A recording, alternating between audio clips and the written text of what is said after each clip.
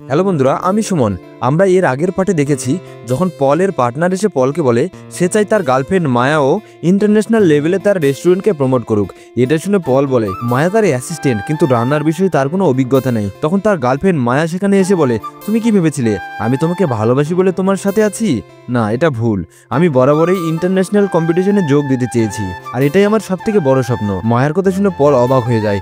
এরপর পলের বন্ধু পলকে বলে, মায়া এখন আমার গার্লফ্রেন্ড, তুমি ওকে ফিরে পাওয়ার চেষ্টা করো না। পল ভাবতেই পারেনি তার বন্ধু ও তার গার্লফ্রেন্ড তাকে ঠিক এইরকম করে ঠকাবে। পল হতাশ হয়ে যায়, আর সেই কারণে সে একা বসে ড্রিঙ্ক করতে শুরু করে। তাই তখন স্কাই পলকে হতাশ হয়ে বসে থাকতে দেখে সে এসে বলে, তুমি তো কম্পিটিশন জিতে গেছো, তাহলে কেন এভাবে হতাশ হয়ে বসে আছো? পল তখন স্কাইকে তার ঘটে যাওয়া সব ঘটনার কথা বলে, আর পল স্কাইয়ের বাবার ফটো দেখিয়ে বলে, ইনি আমার আইডল, আমি এনার মতনই হতে চাই, কিন্তু এখন আর তার সেটা সম্ভব নয়, কারণ আমি হেরে গেছি। তারপর স্কাই বলে, ইনি আমার বাবা। এটা শুনে পল বিশ্বাস করতে না পারলেও স্কাইয়ের মুখে সব কথা শোনার পর সে বিশ্বাস করে ফেলে। স্কাই বলে, আমার বাবা একজন স্বার্থপর মানুষ, আমি এই কম্পিটিশনে জিতে প্রুভ করে দেখাতে চাই।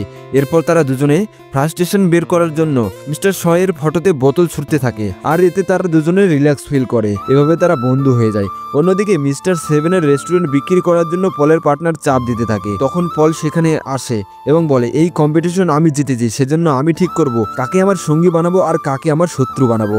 পল বলে, আমি নেক্সট লেভেলের স্কাইকে নিয়ে যাব। তখন পলের বন্ধুরা রেগে গিয়ে বলে, আমি তোমার কেরিয়ার শেষ করে ফেলবো। এটা শুনে পল তাকে মারে। পলের বন্ধু তখন সেখান থেকে চলে যায়। তখন মাস্টার সেভেন বলে, তুমি কি ভেবেচিন্তে এই ডিসিশনটা নিয়েছো যে তুমি স্কাইকে নেক্সট লেভেলে নিয়ে যাবে? পল তখন বলে, হ্যাঁ, আমি ভেবেচিন্তে এই ডিসিশনটা নিয়েছি। আর এটা শুনে রেস্টুরেন্টে সবাই অনেক খুশি হয়ে যায়। পরের দিন থেকে তারা ইন্টারন্যাশনাল কম্পিটিশনে যাওয়ার জন্য রান্নার প্রস্তুতি চালায়, আর একে অপরকে তারা নিজেদের রান্নার ধরন শেখাতে থাকে। অর্থাৎ স্কাই নিজের ট্রেডিশনাল রান্নার ধরন শেখায় পলকে, আর পল নিজের মডার্ন রান্নার ধরন শেখায় স্কাইকে।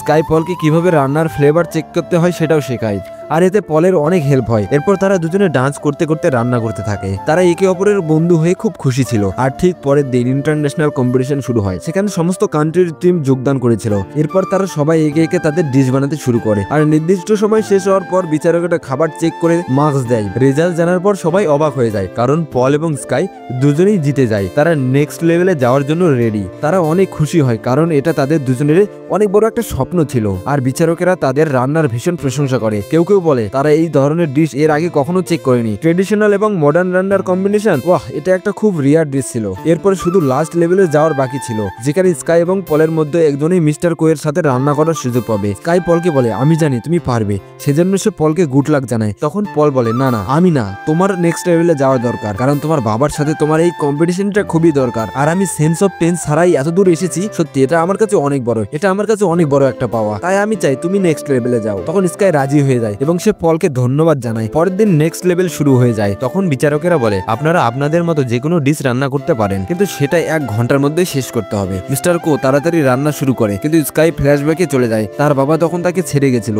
অন্য বাচ্চারা তখন তাকে বিরক্ত করতো, কিন্তু তার বন্ধুরা সবসময় তার পাশে ছিল, আর আজই তারা স্কাইয়ের পাশে আছে। আর আজকে সেই সব কথাগুলো স্কাইয়ের মনে পড়ছিল। স্কাইকে রান্না না করে দাঁড়িয়ে থাকতে দেখে মিস্টার কো স্কাইয়ের মুখে 1 গ্লাস জল ছুঁড়ে মারে, আর বলে, তাড়াতাড়ি রান্নাটা সেরে ফেলো। আর স্কাই তাড়াতাড়ি রান্নাটা শুরু করে। নিজের অতীত মনে করার পর স্কাই বুঝে গেছিল যে তাকে আজকে কোন ডিশটা রান্না করতে হবে। তারা দুজনেই নির্দিষ্ট সময়ের মধ্যে তাদের দুজনের ডিশটা কমপ্লিট করে ফেলে। মিস্টার কো খুব সুন্দর একটা সুইট ডিশ তৈরি করে, আর যেটা দেখে স্কুলের প্রজেক্টের মতো লাগছিল। বিচারকেরা মিস্টার কোয়ের ডিশ খেয়ে বরাবরই প্রশংসা করতে শুরু করে, কিন্তু স্কাই নিজের ডিশটা বিচারককে না দিয়ে তার বাবাকে খেতে বলে। এটা সেই নুডলস ডিশ যেটা ছোটবেলায় স্কাই চেষ্টা করেও রান্না করতে পারেনি। তার বাবা সেই নুডলস বানিয়ে তাকে বলছিল সে কখনো ভালো শেফ হতে পারবে না, তাই নুডলসটা তার বাবাকে দিয়ে সে সেখান থেকে চলে যেতে থাকে। অর্থাৎ শুরু থেকেই তার মোটিভ ছিল যে তার বাবাকে সে দেখিয়ে দিবে সেও একটা ভালো শেফ হতে পারে। মিস্টার কো নুডলসটা খেয়ে স্কাইকে বলে, ওয়েল ডান, এটা আমার জীবনের সবথেকে সেরা নুডলস। এটা শোনার পর স্কাই স্মাইল করে সেখান থেকে চলে যায়। তার চলে যাওয়ার পর তার বাবা ইমোশনাল হয়ে নুডলসটা খেতে থাকে, কারণ সে তার ভুলটা বুঝতে পেরেছিল যে সত্যিই সে তার ছেলের সাথে অনেক বড় অন্যায় করেছে, আর তার ছেলে তাকে ভীষণ মিস করেছিল। মিস্টার কোকে এভাবে দেখে সবাই বুঝতে পারে স্কাই তারই ছেলে। ঠিক কিছুদিন পর আমরা দেখি স্কাইয়ের রেস্টুরেন্টে ঠিক আগের মতোই ভিড় ছিল, আর তার রেস্টুরেন্টে পলো কাজ করতে শুরু করে। তারপর মিস্টার সেভেন তাদেরকে বলে, আমার উদ্দেশ্য হলো ভালো খাবার খাইয়ে মানুষকে খুশি করা,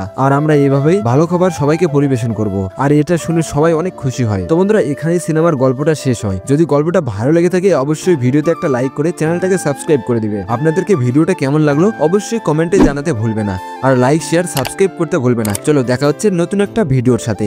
জয় হিন্দ, জয় ভারত।